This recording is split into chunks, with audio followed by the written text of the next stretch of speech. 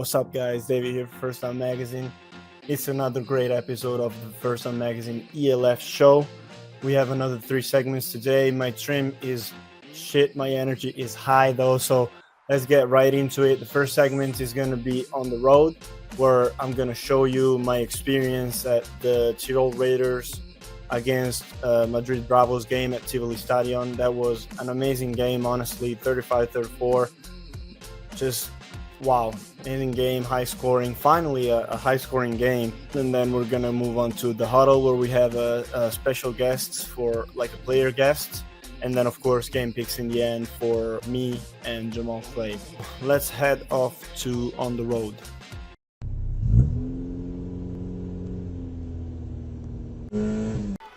What's up, guys?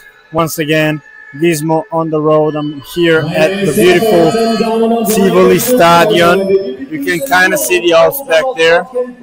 It's starting to get a little rainy, which kind of sucks, but yeah, the Raiders are here.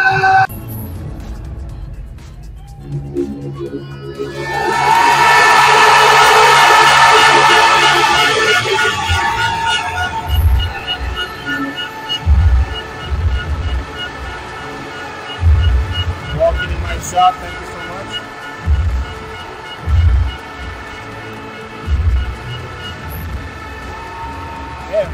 Damn, the Bravos are already up there. They're talking shit. Damen und Herren, we stand with Graz.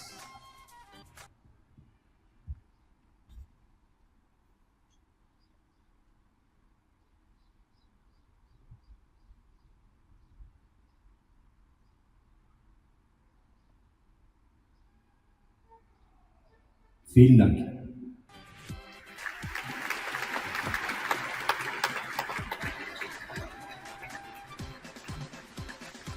Yeah, that was a moment of silence for the victim of the Graz shooting.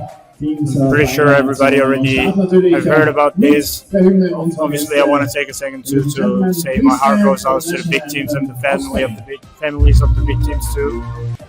Bad drop by Cruikshank in the first drive.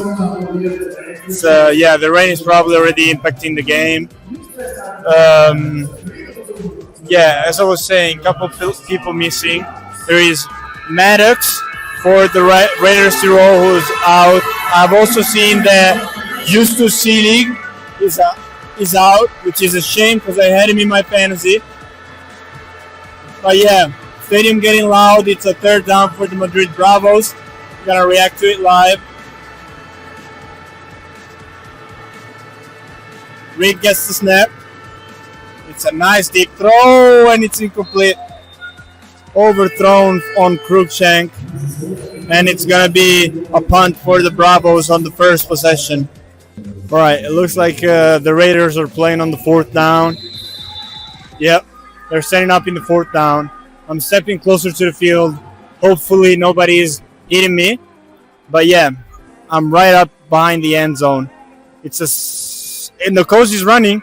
The coach is running it himself. Ooh, did he get enough?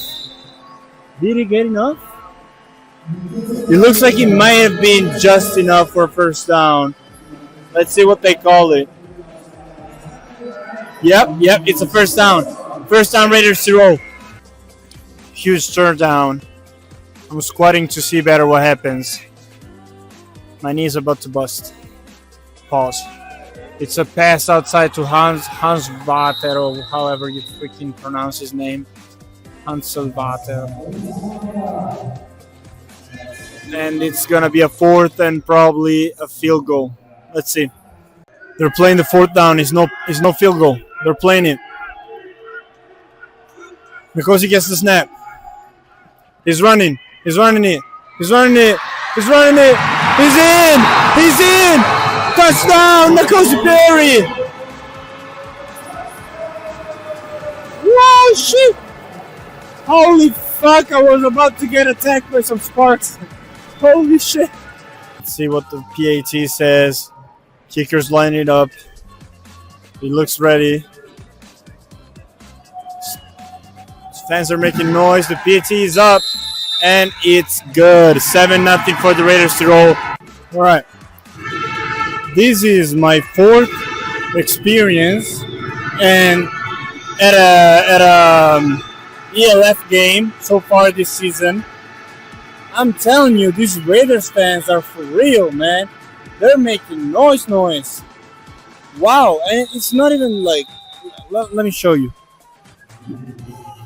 It's just that part. It's not too many of them, but they're making noise. By the way, look at this. Ugh. What a beautiful stadium, Tivoli. If you have a chance, come out here because this is amazing, just amazing. False start was on the Bravos offensive line, so it's now a 2nd and 15 from the 25, in and around the 25. It's about to Cruikshank. Cruikshank is able to run. Oh! Cruikshank scores! What a play, man! This is Lightning McQueen. Lightning McCruikshank. God damn, he fast. He just stopped on a dime, changed direction, started running again, and he's in the end zone in no time. Also to show you this beautiful backdrop, but also to show you the PAT, if it goes in or not. Look at how beautiful this is, by the way. And the kick is up, and pretty sure it's good. Yep. It's 7-7. 3rd down. It's a long shot to the end zone, and it's caught by number 9. It's caught. It's a touchdown. It's a touchdown by number 9. What a play. What a play. Again, I need to avoid the fucking sparkles, but what a play by the Raiders. Great pass by Perry. Great catch by number 9. I remember what the name is. Wow. Number 9 probably Sullivan, by the way. Right? Yeah, this is how close I am to the play. You can see Twins up there. It's a run and it's stopped. Bravos from the 8. On 4th down. Trying to tie up the score.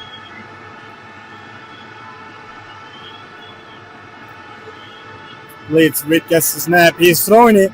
Oh, it's picked! It's picked. There's flags flying everywhere. Running this. Okay, so the Raiders probably are going to start from the 1 or 2 yard line, depending on who the flags were against. It's a rough in the passer on Reed. Reed is able to draw a flag on him. And it's going to be 1st down for the Madrid Bravos. Wow, so the interception is off the stats sheet, never happened. And Reed was able to draw a flag. It's a close, very close formation, bunched up everybody. It's going to be probably a run. It is a run.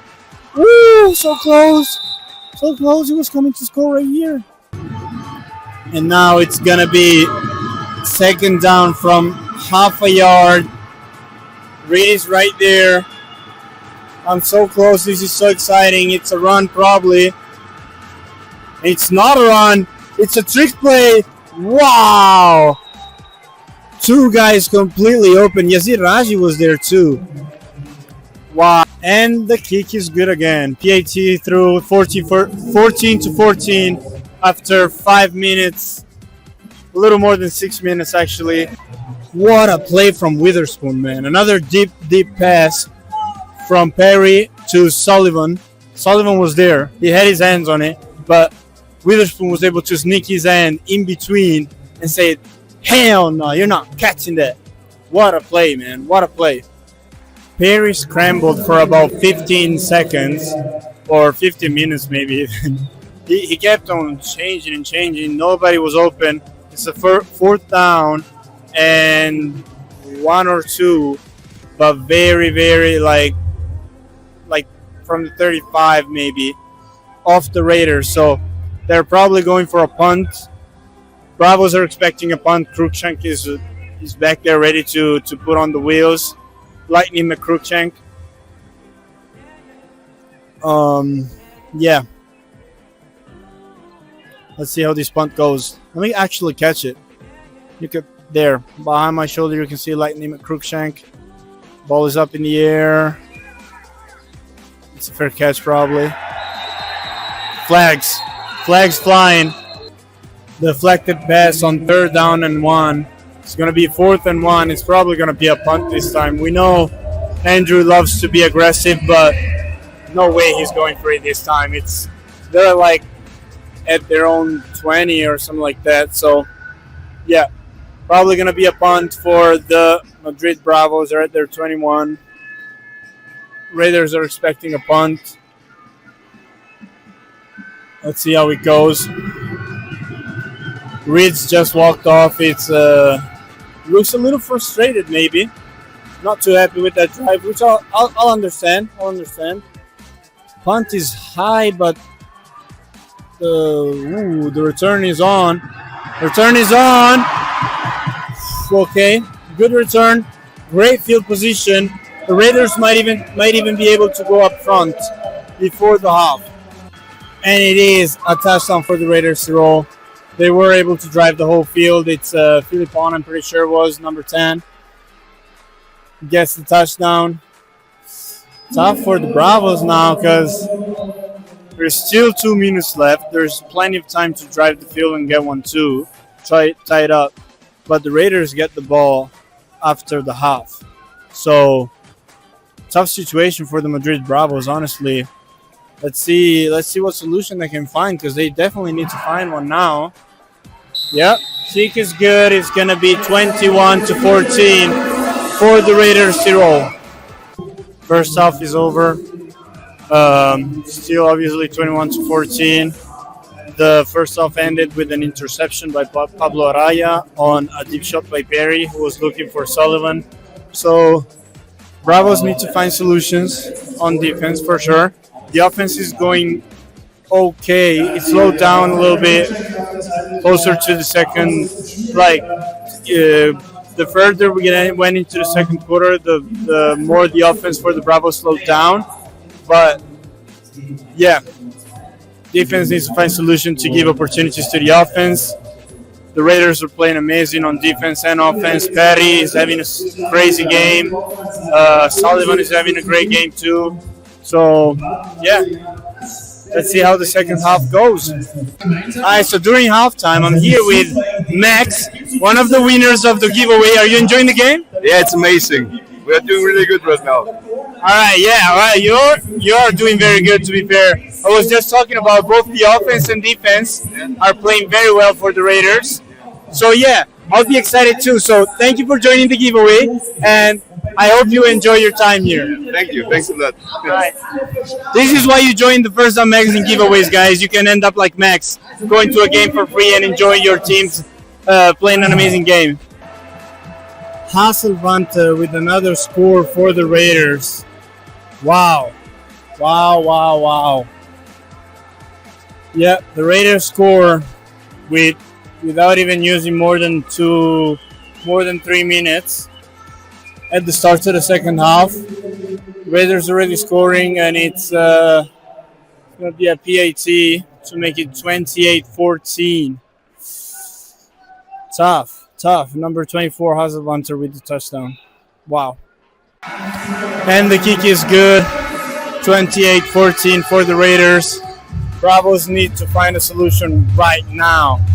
It's a 4th and 1. Maybe not even 1. It's 4th and very, very short. Bravos need this desperately.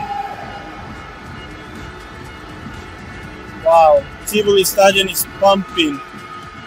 Feels like a heartbeat for this Raiders Tirol defense. Who's been playing amazing today. And the ref stops the play, of course. Fucking hell. It's a run. It's a run on 4th and short. Raiders say it's short. Bravos say they got it. Obviously.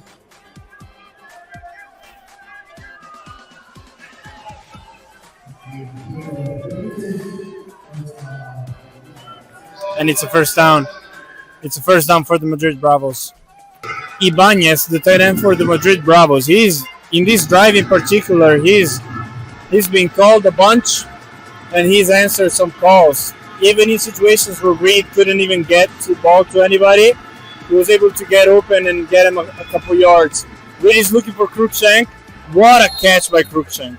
What a freaking catch by Cruikshank. What the fuck was that one hand right there? Wow. The ball placement for Reed, amazing. The catch by Cruikshank, though. Wow. And now the Bravos are at the 1. Wow. Bravos at the 1. They're probably going to try and rush it in. There is Cesare Brugnani in there as a fullback. We've seen him do it a couple times. Raji on a motion from the line of scrimmage. It's a pass, actually, again. And it's again number 44, just like the other play that I filmed. Same exact play. Raji out there with Ibanez. Both wide open. It's a touchdown for Ibanez again. The kick is up. And it's good. Wow. Almost couldn't get it off there. Was problems with the snap, but in the end the kick is good, so it's 28-21 for the Raiders. Of course, we're going to get the ball on offense. Bravos needs to find solutions on defense, as I've been saying for a while now.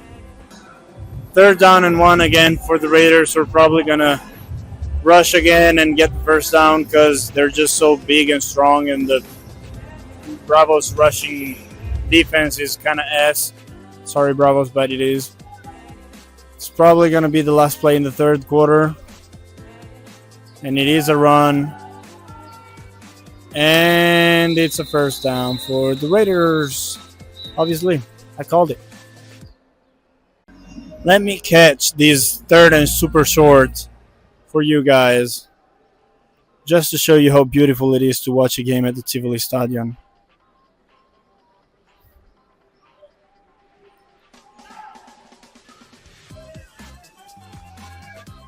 Was that a stop? I think the refs are giving a first down. That was just a little bit of something to show you how beautiful it is to be at the Tivoli Stadion watching an ELF game. If you are living in Innsbruck or anywhere close to the area, come out at the game. It's worth it. I promise you it's worth it. Yeah, here we go. First down and 10 for the Raiders.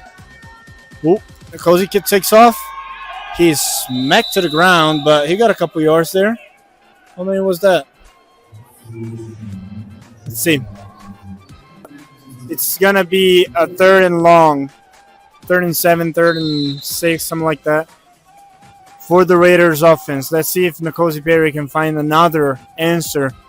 He's answered all the questions so far, so. Looks like Hermione Granger out there. And he's rushing. And he probably got the first down again. Yep, he did. Just enough for the first down. He got hit hard. He did get hit hard. He's low to get up. Should be fine. Yeah, he should be fine. It's a first down again for the Raiders 0. Let me show you from up close. This 2nd down and 5. It's another run. Ooh. Oh. Witherspoon laid the boom there. 3rd down for the Raiders. It's a pass out to Bonatti. Bonatti catches it. It's a first down.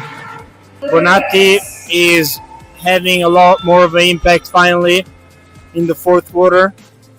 Super happy for him, of course. You can go back and watch the interview with him in the last First Down Magazine ELF show. And yeah, let's see if the Raiders are able to score another one. It's an offside by the defense. It's going to be a first down and goal from the 1. Wow. Tough situation for the Bravos defense, who just can't find a solution against this amazing Raiders offense. Super up close. You can see Toby Bonatti back there. Yep, number 25 right back there behind Nkosi Perry. Let's see if they're able to push it in this time. Punch it in this time. He's in, he's in. He's in, Tobias Bonatti. My guy Toby, go back and watch the interview with him. He is amazing, man. He's an amazing player in person. Great, great stuff. The kick is good again. Score update is 35-21 for the Raiders 0. Let's see if the witching hour can bring some upset, some switch of motion. But so far, it's looking like the Raiders are winning this one. And come on, Bravos, do something. Make it at least interesting. Make it at least an interesting final. Come on, an interesting ending to the game. Krupchenk in motion. Reed gets the ball. He's passing it out to Krupchenk. Krupchenk is going. Lightning Man Krupchenk. It's a touchdown. It's a touchdown. Lightning Man Krupchenk is scoring again. And that was a very, very fast score for the Madrid Bravos, who are back in this now. PAT. It's up. It's good. PAT is up and it's good. It's 35-28. Bravos are back down by just 7. Can the defense find any solution? This is like, I know I've been saying this since the second quarter, but it's time, bro. You need to find a solution now. If you don't stop this Raiders offense, you keep letting them score every time they touch the ball, there is not a chance you can win this game. It's 3rd and 8 for the Raiders to roll. Way backed up. It's a pass to Hasenband.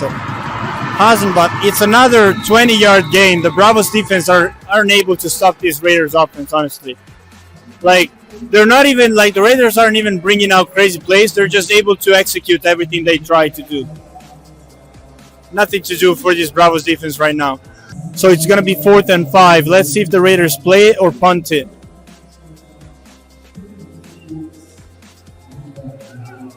Okay, maybe 6-yard run. Maybe 6 or 7. Yeah. 4th down. Raiders look like they're going for it. Okay, this is huge. I'm cold. My hair is wet. Let's see if the Raiders get a first down.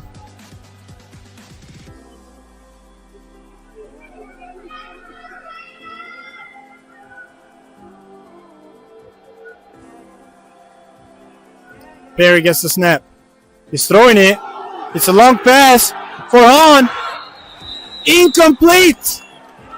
Incomplete. No flag. Right? Yeah, no flag. It's Bravos' ball from the Raiders side of the field. And Bravos could go and tie it right now. Bravos can go and tie it right now. Wow. 3rd and like 12, 13 for the Bravos. Huge moment in the game. This could honestly decide it. It's Reed. Reed is looking. He's still looking. Avoids the rush. Now throws it. It's a catch, but it's short of a first down. Bravos are going to have to go for it probably. It's a 4th and 7 or 8. And if I know Andrew Weidinger, they're going for this one. And going for it they are. Tivoli Stadium is super loud right now. It's 4th down and 5, maybe even a little bit less for the Madrid Bravos. Krupchenk in motion. Reed gets the snap. It's a ball out to Krupchenk, but the ref stops the play.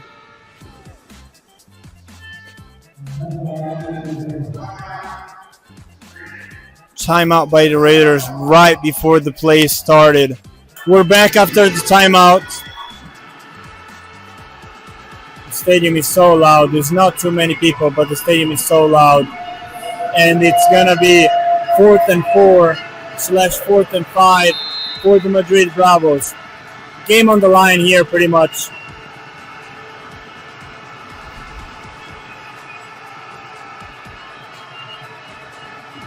Number 11 in motion. Reed is looking. Reed takes off. Reed takes off.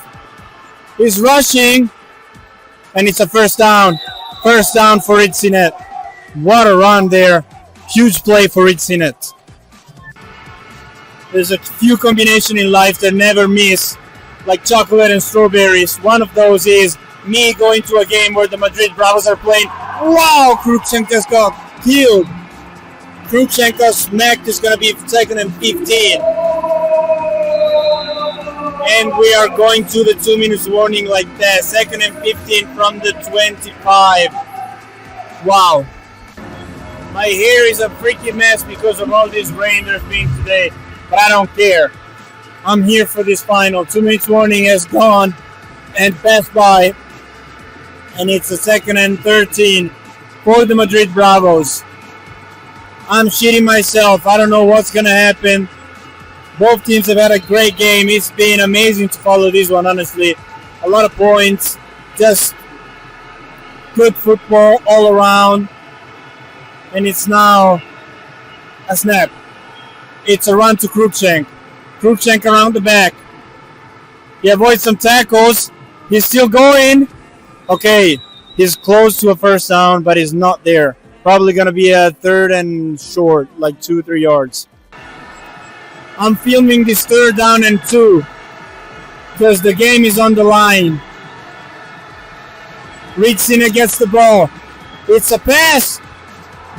Woo! What the fuck? Did you see that? He got smacked. The ball fell out of his hand and he cut it back in the air. Cruikshank gets a first down. What the fuck was that? Crazy shit happening. 2nd down and very short. Tivoli started making noise. The rain is back.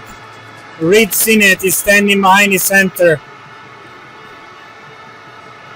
Calls an audible to the line and to the running back. Snap. He's down on the ground. The pass is incomplete. Flores was wide open. Reed said, my bad. Wow. It's going to be a 3rd down. 3rd down and 2. Maybe 3. Reed Sinet behind the center. It's a run by Cruikshank. Cruikshank's on the outside. He's in! It's a touchdown! It's a touchdown! Crook scored! Lightning McCruikshank. Wow! The game on the line. 2-point conversion for the Bravos. 16 seconds on the clock. Game on the line, 16 seconds on the clock.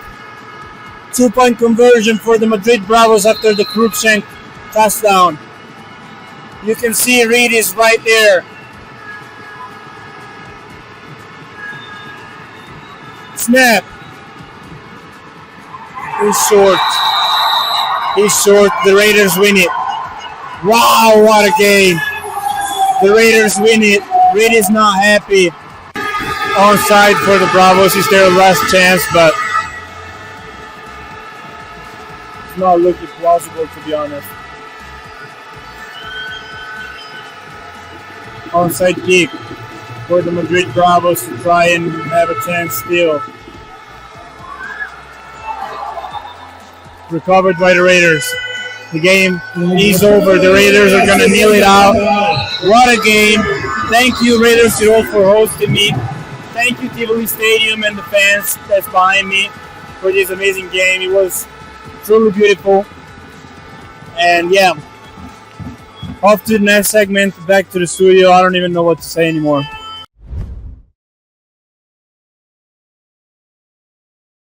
Okay, so we're moving on to the huddle. This is the second segment for the show. And as I said in the intro, this is a very special guest that we have for this segment. We have one of the best receivers in the whole of the European League of Football. Over 1,000 yards receiving in the 2024 season.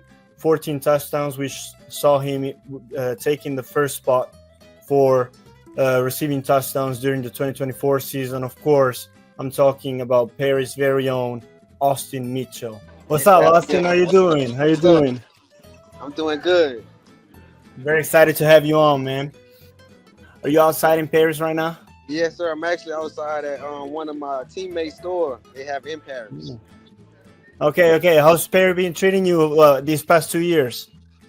It's been lovely. It's been lovely, man. They treat me like it's a family when I come out here, man. That's why I just love it in Paris so much, for real. Nice, man. I'm very excited, very happy for you about that. What's your favorite spot to go out in Paris? Either to eat or party or whatever. What's your favorite spot in Paris? Now, I'll say it'll probably be the big church at the Notre Dame, where you get like a big old glimpse of like the whole France or city of Paris, for real. So I would say like that's my favorite spot to go to, most definitely. Like it's a peace of mind too, and it's at a church as well. Nice. I love that. What's your favorite French food? Have you been trying some French food? Nah, I haven't really tried anything big. Like you know how the most famous thing is the snails, but Yeah, I'm yeah, scared to try the snails. yeah. I don't feel like my stomach ready for that one yet. But my favorite thing Yeah, right yeah. now is probably like the crepes and anything from the bakery. For real, like I love all the bakeries out here. Very fresh. That's nice. Yeah, they do real nice with the bakery there. Yeah. Yes, yes. Right. Last thing about I want to ask you about French culture. A huge part of French culture is rap music. So, are you messing with French rap music? Is there anybody you've been listening to, or are you sticking to the original, the USA rap culture? I mean, out here like they play most of like a little bit of both. So there'll be some American music, some French. I mean, French music, but it's a couple of French songs I like, but I don't really like know the songs. I mean, the name of it right now. But Right, then right, I right. like it a lot. Then we got a lot of like, reggae music that they'll be playing, and like I know that a lot because like it's like American music as well. Is there? Yeah, I feel that. Okay, so let's get into the interview then. Let's start talking about Paris and stuff. So, first thing I want to talk about is I was mentioning your set from last year. This year, you're not all the way up in the stats categories yet. So, my opinion, that is because, of course, there's so many weapons on this Paris offense, but also because the offense kind of took a little bit to get going in the first few weeks, and now it's really going. But yeah, it took a little bit to get going. So, why is that? Like, why did it take a little bit, in your opinion? Is it the new coaching staff, new I would quarterback, say mix of both? I would say it was just us getting like just getting used to everybody. Like new coaches, we got a new playbook. We got to everybody got to learn. New quarterback that we got to get used to in like a short amount of time to like actually prepare to play with the guy. But I feel like we all getting along good and great right now, especially after the bye week. Everything going along good, and then I feel like mostly like a lot of teams is like keying in a lot on me, so that's like leaving open for other guys. But I enjoyed it a lot because like I'm the type of guy that like everybody to eat, not just me by myself. Nice. Bro. Nice. So about the bye week, what'd you do on the bye week, if I can ask, if you want to share? I actually just enjoyed Paris during the bye week. Nice. The whole Okay. time. Just walked around in Paris, went to different places here and there, and did a lot of recovery and worked out. That's pretty much about it. I was going to go to Barcelona with Jalen now, but I ended up just changing my mind and wanted to stay in Paris, enjoy it a little bit more. Nice. Yeah, I get it. All right, so talking about Jalen, you've obviously played with Zach last year when Zach had his Magic. Zach Edwards had his Offensive Player of the Year season. So, and now you're playing with Jalen, who's big name coming into the league, 91 touchdowns last year with the Potsdam Royals. He's been playing amazing so far. What's the biggest difference between playing with Zach and with Jalen? I wouldn't really say it's too much of a big difference. Like I really say, like from the start, like it was it's the playbook wise. So it's really just us just getting used to the playbook. It's a whole different offense than what we was playing in last year. But they both great quarterbacks here and there. Can't complain with either one of them. To be honest, they both get the job done, get it to you. So it's good to play with either one of them. But I love it playing with Jalen. Actually, when I heard Zach wasn't coming back, I actually hit up Jalen to try to get him to come out here to play with me. Oh, really? So you're doing like a little LeBron recruiting job out there? little something. Nice. Yeah. All right. So if I had to put you on the spot, who's the better quarterback, Zach or Jalen? I can't choose that, man. I can't choose both my guys, man. I get it. Okay, so you were talking about the change of playbook, and of course there's been a huge change in the coaching stuff as well. You had Mattioli last year, who's one of the most decorated head coaches that's been around Europe, and then of course we have Jack Del Rio coming in, huge name, broke the internet even across the pond in the United States. Decorated in the NFL level as far as coaching. So how's it been playing for the Rio and in the Rio's offense? I say it's great actually playing for him. Like we learned a lot. He keep us on our toes a lot. Like I feel like it's a whole different culture than what we had last year. Like it's more a little bit more professional, and I feel like guys are a little more locked in this year than what we was last year as well. So I feel like it's kind of a big difference right now as well. Yes, sir. Then we all getting along with it, with the coaching staff and Yeah. everything. So it's gonna be great turnout. It started off a little slow, but I feel like we're gonna bring it out good towards the end. Nice. All right. Do you think you have to be more professional, more locked in this year because of the schedule? We've talked about it plenty of times on the show. Paris has the toughest schedule by far this year. You guys are playing Vienna, Rhine, Surge, all the top teams, Frankfurt. You're playing everybody. So do you think this was a needed change? Meaning, not to take away from Mattioli, of course, he's a great coach, but do you think this is the right moment to make this change towards like a more serious approach to, or more locked in approach? I'll say a little bit, but I mean, like the guys out here, the French guys, we really don't care like who we playing against. Like we treat everybody the same. We ain't scared of anybody. We feel like they got to come to us and play us for real. Like we feel like we the best team out here, so we feel like we could go against anybody and just put the same show up against it. Okay. All right. So I'll let you slide on the quarterback question for who's the better quarterback. I'm not gonna let you slide on this one. Who is, in your opinion, the best homegrown on the Paris Musketeers? Who's that guy that you came either this year or last year? You're like, wow, I wasn't expecting French talent to be like this. I would say Hugo, man. Hugo, take it down. Yeah. Last year, he came out. He had a big year. He had finished with like 700 yards. I think like 6 or 7 touchdowns. And then this year, right now, he leading us again right now. And he's doing another great job. Like he actually getting better than he was last year as well. And he had just started playing receiver like for real last year. But you would have never known how good he playing as well. But like I would say, like he shocked me a lot, man. And he just keep on improving too as well. Yeah. I didn't know that he started playing receiver last year. We talked about it with Zach Edwards in another show where we had him on. And he was playing backup quarterback. We asked him to go out play receiver, and he's been playing amazing last year and this year too. He's played really nice this year as well. Let me tell you a little bit of a spoiler for the next segment. Jamal Clay from Athletes Forum put him as the player to watch for next week. So do you think Hugo can have a huge impact against Frankfurt next week?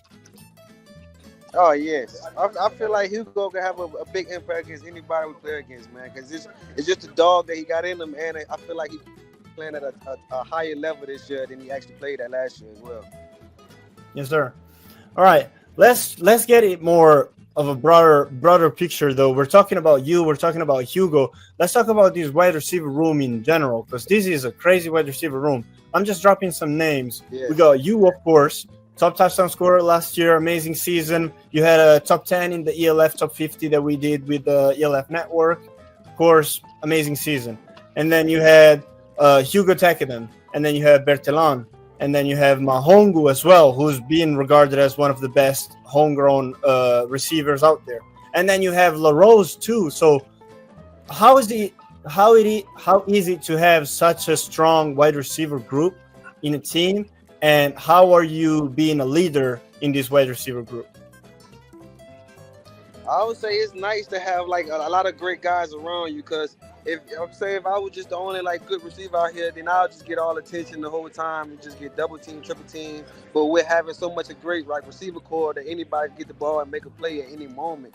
It just opened up a lot for everybody as a whole. So that's what make our offense so dangerous, because we could go anywhere. You can have me in the backfield. We can have Shakur in the backfield, Remy in the backfield. Oh, wow, we go 5-4. So I feel like it's a great opportunity for me to be here. That's really why I chose to. When I seen the receiver core, seen Anthony Hongu come, and then we got Dobley, we just added as well. Oh, yeah. To the roster. So it's actually it's nice for real. Yeah, he's an OG in the league as well. He was with the Leipzig Kings back when the Kings was a thing. So. Big OG. So like we all as a whole, like we'll say we don't have like a main leader. It'll just be like all us a pitch in here and there, because everybody know the game a little bit here and there. And then we got a lot of older guys in the group as well that been playing around for a long time or been in a higher league than what we done been to. So we'll take advice from everybody here and there. And then we got Coach Matt Johnson as well, the new receiver Yep. coach. He give a lot Yep. of great advice as well for us. Yeah, that's nice. Now, let's talk about feelings within the team. So, you last 2 weeks you had a bye week, and the previous week you blew out Ryan Fire, who's the double champ. They had lost only one game last year, and you already gave them the first loss this year. So, what are the feelings within the team right now? Do you feel like after the win against Ryan Fire, you're like, oh, we actually like one of the top teams in this league? Or was that a thing that you were thinking of even before the Ryan Fire game? So, yeah, what's the feelings within the team about this season after that huge win? I would say coming into the season, we already felt like we were like one of the top teams just from like our season Right. we had last year and just how close we was to like the actually make it to the championship.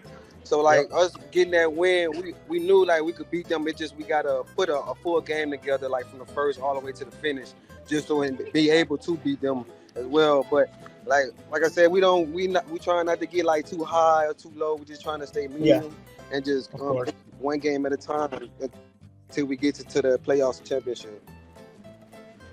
All right. Now, I got to ask you, because this is one of the most known things about Paris. Of course, I'm talking about the Red Company. How nice is it to have such a strong fan base that supports you every time, home and away? We saw them doing, if you go on the Red Company Instagram, they post about this stuff. They travel too. They came with you to Düsseldorf or Duisburg, actually, with the bus and everything. So how nice is it to have such a strong fan base in Paris? I mean, it's lovely to have them, man. Because I mean, no matter what we got going on, win, lose, draw, they gonna be behind us 100%. Gonna be at every game, rain, sleet, snow. It don't matter. They got full fans, four people come with the Red Company. You still go hear them regardless. If they got 10,000 out there, you gonna hear our 4 fans no matter what. They just be loud, prideful, and then I feel like we wouldn't be us if we didn't have the Red Company behind us as well. Like they bring a lot of energy to the team. Yes, sir. Okay, so last question I got for you. So next segment, we're going to move on to game picks, right? So that's where we preview the next week, which is going to be week 6. So your week 6 game, of course, is Paris against Frankfurt. You lost last time. It was a 2-minute drill at the end with a field goal that after an amazing comeback during the second half of the game. So what's going to be the key, in your opinion, to beat Frankfurt and split the series this time around? I would say not to start off as slow as we did last time. Last game, we started off very slow and we ain't picked it up till like the second half. So I would say let's just come out, start out fast in the first all the way to the end, play good with offense, defense, and special teams. And I feel like we come out and get the dub as long as we just go out, play our game, and start from start to finish, to play hard the whole time. Yeah, that's kind of what you said about Ryan Fire as well. It's like against these top teams, you got to play all 4 quarters. If you don't play the first 2, it's going to be tough to come back and win in the last 2. So, yeah, I fully agree with that part. Okay, so what's one? Let me ask you. This is just off the top of my head. What's one guy that hasn't really got his opportunities so far in your Paris offense that you think you're gonna say right now to the fans, look out for this guy because he is dangerous? Like he's not showed nothing so far, but he's dangerous. Who's that underrated guy in your offense? Like fans that don't know about? Yeah, someone that you're like, this guy is underrated, but he's gonna show up for the team later down the stretch. I would say probably Sheku, man. Ooh, okay. Sheku is he's a weapon like that don't get out as much, but I feel like once he touched the ball, like he can make a lot of plays happen for sure, man. And his routes is like, I feel like to me he got one of the best routes runner like on the team too, as well. Okay. That's a high praise from you, man. Yeah. I've been saying that since last year when I got out here. Sheku shocked me a lot, man. Yes, sir. All right, well, thank you so much, Austin, for coming on to the First Up Magazine ELF show. And, of course, best of luck going to next week against this weekend against Frankfurt. I hope you win, and I'm hoping that this propels you forward into a great second half of the season. Yes, sir. Appreciate it, man. Appreciate you for having me on as well. Yes, sir. Thank you so much. Thank you.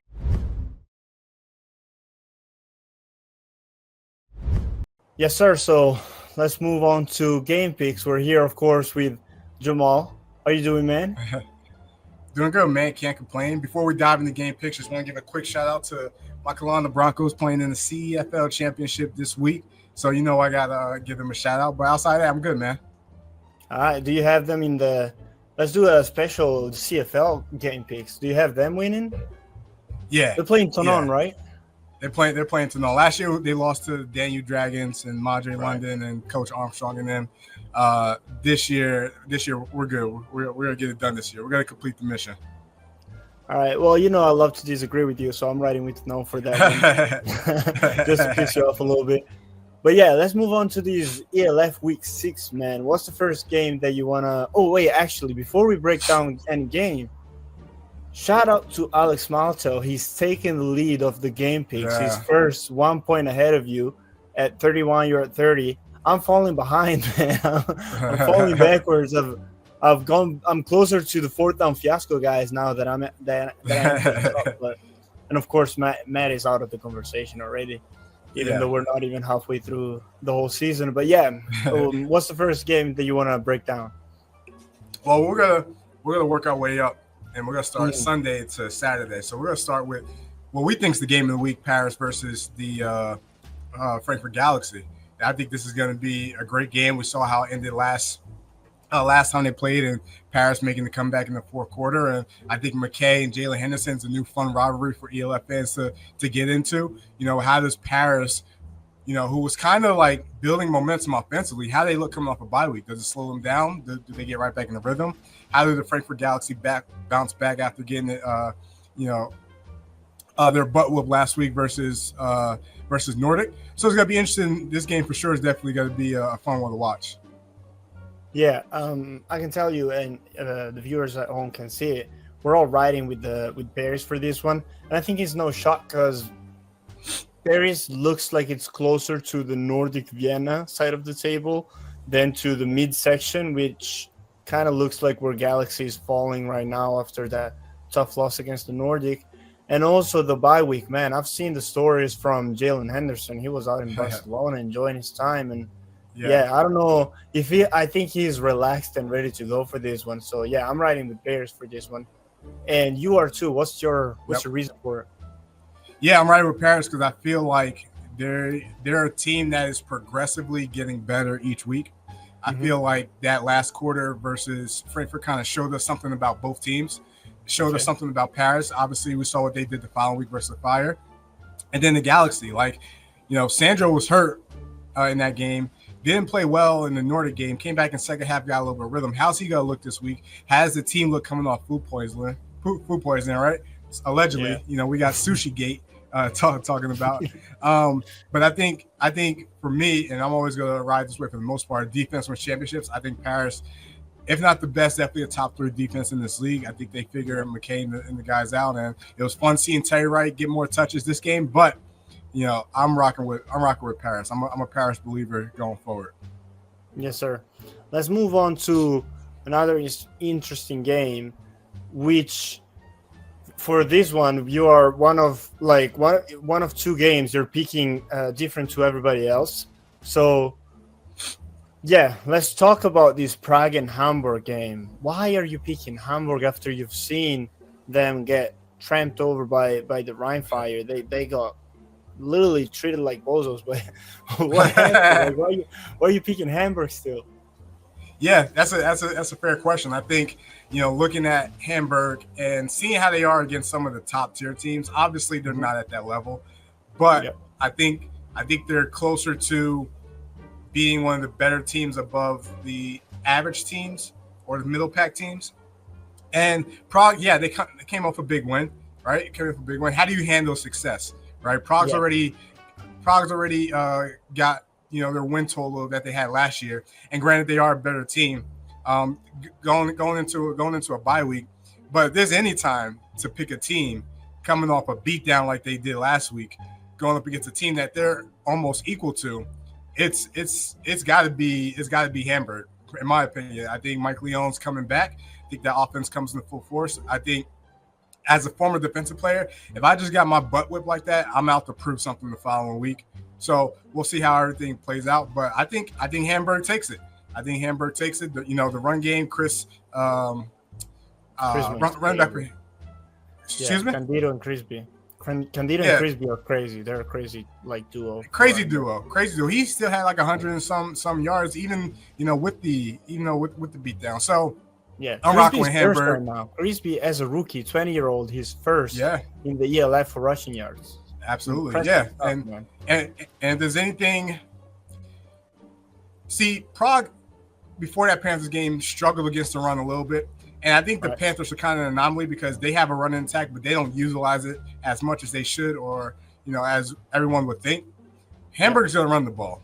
They may run the ball more than necessarily, than they have to, but they're going to run the ball. So how does Prague stop the run there? You got a formidable quarterback that's going to have more than 7 yards going into the fourth quarter. All right, he'll test the Prague defense. I get it. It's an anomaly pick, but if there's any time to pick a team going into the following week coming off a big – disgusting loss like they did, it's the next week. So I'm rocking with Hamburg to pull off, I guess, what we'll consider an upset in this game. Yeah, I feel it. Well, actually, I'm a sucker for a Cinderella story. I've talked to Matt about his Prague Lions for a while now. We've talked about them. We've broken down their season, their possible record for doing a Matt Bressington watch along live. Guys, make sure you join in the lives on Saturdays and Sundays during the games to follow the games along with Matt Bressingtons and the insiders. And there's a bunch of people, lovely people in there to talk about in the chat. We've broken down the record, and it would be hard, but I see the Prague Lions closing in at 6-6 this season. I want the Prague Lions to finish the season at .500. That would be incredible for a team like the Prague Lions after what they've showed the past few years. So this was going to be a crucial game to win. You got to split the series against Hamburg if you want to be a .500 team. So yeah, I just wish for them to get to .500, and this is a crucial one to win for them to get there. So that's why I'm riding with them.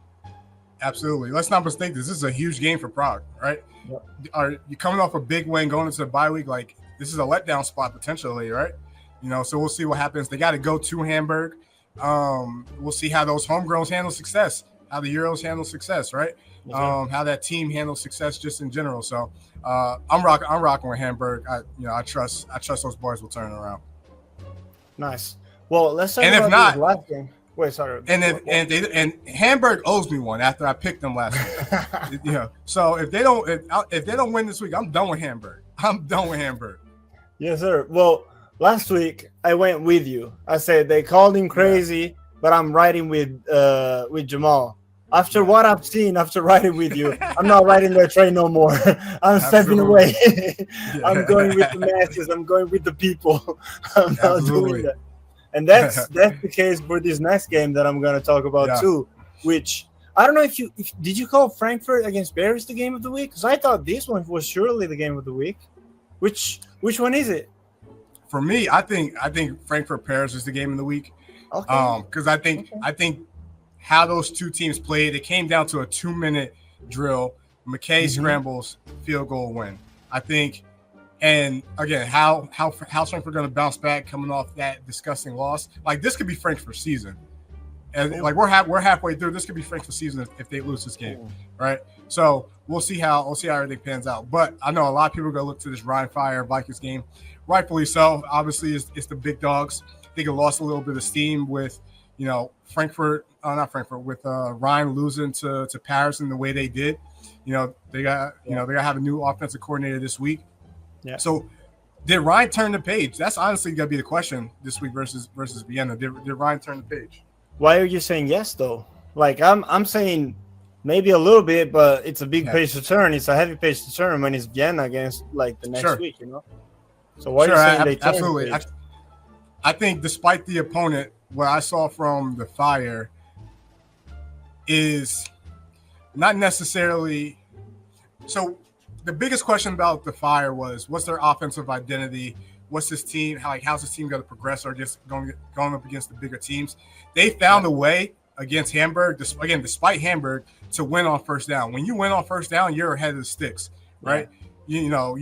And they ran the ball a lot of times on first down. They were gaining a little bit of a rushing game. Yeah, and they were gaining like a number of yardage. And everyone says probably like, oh, like they gave Scott the ball more. No, they didn't. Scott got his 11-ish carries. The only difference was he went from averaging 2 to 3 yards a carry to 12 yards a carry. So obviously, they did something in the run blocking game and found like their numbers and where they wanted to attack. And I think with this new offensive coordinator coming in and seeing what they did last week, I think they're going to stick with the rush game, right? They're not going to put the whole game on Chad Jeffrey's shoulders. Granted, we know they're battling some injuries, but also when I look at that defense, I said it before, like 3 years together, right? Veteran group, they all know each other, right? Yeah. And the first time they played him against Hamburg, it looks scary, man. Tony Anderson has 2 picks. Amari Williamson has a pick and a punt return touchdown. Like trust me, I get it. But at the same time, when they played the Vikings the first time, as bad as the Fire played, it was only a 1-score game. Yeah, all right. It was only a 1-score game. I trust the Fire defense not putting up a blunder of a performance this week in Indiana. So we'll see what happens, but I'm rocking with the Fire. I think. Let me ask you this. So everybody else on the picks is going with the Vikings, of course. I don't need to break that down too much. They already won one. They're looking like the best team in the league right now. They're at the top of everybody's power ranking. The Fire, yes, there's just one against Hamburg, but they lost big against Paris. So everybody can see why we've picked the Vikings. It was interesting for you to break down why you picked the Fire. Let me ask you this. Over under 41.5 points in this game. Or 40 points in this game. That's good, man. That's a good line. And obviously seeing how these two teams, played each other last week. Mm-hmm. I'm gonna go under. You're going under. I can see this like a 17-14 type of game. Like that's a hard line. Don't get me wrong, but two great defenses. I don't see them. Yep. I don't see both of them giving up 21 plus points. And if they do, again, that's on me. But you're also talking about a Ryan Fire offense that didn't start clicking until last week, right? Yeah. That even in the pass game, like it wasn't like they blew Hamburg out the water in their pass game. I mean, I would take the under. That's a hard line though. I'm not gonna lie. That's a hard line. Yeah. But I see this being more like 17-14, 14-11, some weird score. I'm saying if someone allows over 21 or stuff like that, like going towards the 30s and stuff, it's because someone has run away a little bit with the score. Like I don't see both teams going up to like 20, 21, 28, like battling that far. Like it's going to be definitely a defensive game. So if somebody starts putting up those points, it's because they're running away, in my opinion. Absolutely. But, and outside the first week, like Love been home, so he hasn't like light the league on fire in terms of passing yards. Their run game has been good. Schultz has come in, and I forgot their the other last guy's game name. against the roll, though. Ben was lights out. Yeah, Ben was lights out. Ben was lights out versus the Raiders. I'll give him that, and that was my bad for discrediting that game, man. I hate to pick up his Ben. I'm a Ben believer. I'm a big fan. Yeah. But I think this game, I think Ryan can steal it. I think Ryan can steal it. So we'll see how it plays out. Right. Let me give you another edge for the Vikings. Why I picked them. Ben Holm was on bye week this week, right? You know where he went during the bye week vacation with his family, with his kids? Where'd he go? He went to Rome, Italy. That's why he's winning the next one against the Ryan Fire. Yes, sir. So who's your player to watch this week 6 of the ELF? Who's the guy that you're like, if he's on the field, I got to watch every play because he's going to be dangerous? Yeah, to be honest, I think if I'm trying to think of all the games here, player to watch. You know what? I'm going to go with Hugo Takadam. Multiple performance touchdowns the past couple of times. Obviously, going against Paris, he had 2 that game. Don't get it wrong. He could throw it, too. We saw the first game versus the Fire. He almost threw a touchdown to Remy Berlin. Unfortunately, it was dropped. So I think I think they might get creative with Hugo. And let's throw him up there as a person to watch this week. He's in my fantasy lineup. That's what's that? Mine is Scott, the running back for Ryan Fire. If Ryan Fire actually want to have a chance in this one, they need a rushing game desperately. As you know, I was there for the game in Dusseldorf between Ryan and Vienna. The problem with Ryan was they couldn't get a running game going. Vienna was able to go all the way down the field multiple times. They didn't score on all of them, of course, because they scored like 14 in the end of the game, or 12 even. But they had a rushing game that worked, and that allowed them to control the clock, get down the field, and have opportunities to score points. Sure. In the end, they didn't score too many, but they won because of that. Ryan Fire was able to only score 7, and they had 2 shots at the end zone the whole game pretty much, because the field goal that they kicked were far outside of the red zone and stuff. So 2 shots at the end zone, they convert one. They didn't convert at the end of the game to win it. And I think it was because of a rushing game. So this week, my player to watch is Scott, the running back for Ryan Fire, because it's going to be against the Vienna defense too. It's going to be a lot in his hands if the Ryan Fire is able to pull off this upset, in my opinion. Absolutely. I'm excited for the game too. It's such a great matchup. All right, even though these two teams, one may be a tier above the other, the series is 1-1, right? Championship game, and then the week 3 game that they play. So best out of three, right? Let's see. So let's talk fantasy. So of course, as always, when we're getting to the ends of game picks, who's your must-start player in this week of fantasy football? Yeah, I mean, I'm going with Louis Geyer for me personally. That Cologne defense, can't stop a nosebleed. I think obviously they may favor Mike Hurley Jr. I think this is a game. This could be a breakout multiple touchdown game for Louis Geyer. And last year, Geyer was the most targeted receiver for that Surge offense when they got to the red zone. I think we can see something similar this week. Yes, sir. Okay, my opinion. It's easy to pick against Cologne, but I'm going with the Surge defense special team, like the DST for Surge. They're one of the best in the whole league, and you put them up against an offense like the Cologne Centurions, which they haven't showed anything, of course, through the year so far. I think it's going to be multiple picks, sacks, and possibly even a score or two during the game for the Surge defense special teams.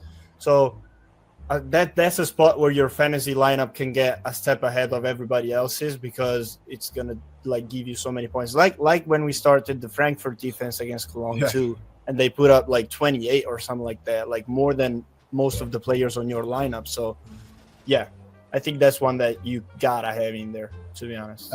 Absolutely. All right. Well, we've reached the end of another Game Picks episode or segment. Thank you so much for joining in the First Down Magazine ELF show. If you're watching this in the separate video, let me know. I'm fucking with you because you're watching it separately. Let's go. As always, like, subscribe, locker room, join the conversation in the comments. Share this with your grandma and everybody in your family. Make sure Nana's watching this while she's having breakfast with you or something like that. And yeah, everybody enjoy yourself during this week 6. A lot of great matchups. And finally, we have a good Saturday. So enjoy your Saturday games too, because it's been a while since we had some great Saturday games. All right. Absolutely. Take care. Peace.